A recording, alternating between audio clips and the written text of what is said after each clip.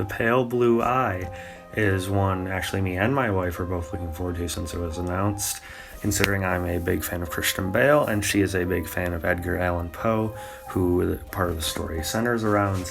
And this had a limited release in theaters, towards the end of December of 2022. So I am counting it for my upcoming list this year, and it just dropped on Netflix on January 6th.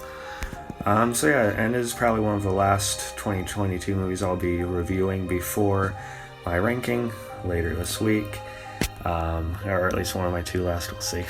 But yeah, basically it involves these murders taking place at this military academy, and Christian Bale's inspector character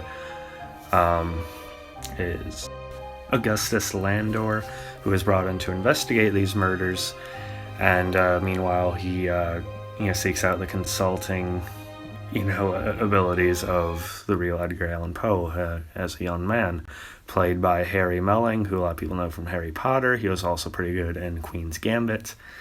But yeah, I like this film. Like I said, I'm a big fan of Christian Bale. I really don't think he can do any wrong.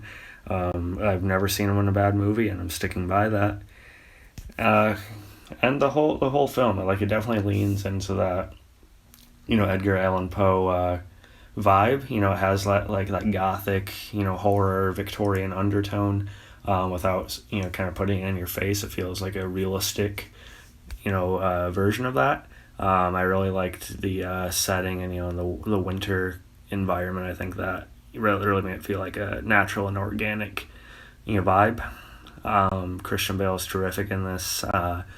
Not just on the inspector end, but he has a bit of trauma in his past with a daughter that is fleshed out fairly well, and ties into the conclusion, the kind of character resonance of the film really nicely, and a little bit better than expected actually.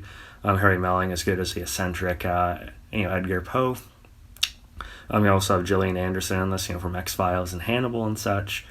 And Robert Duvall, not the least to mention.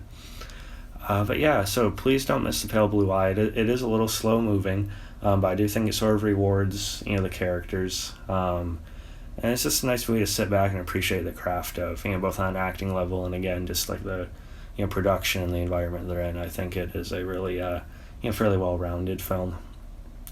But yeah, so please do check out The Pale Blue Eye. Don't overlook it.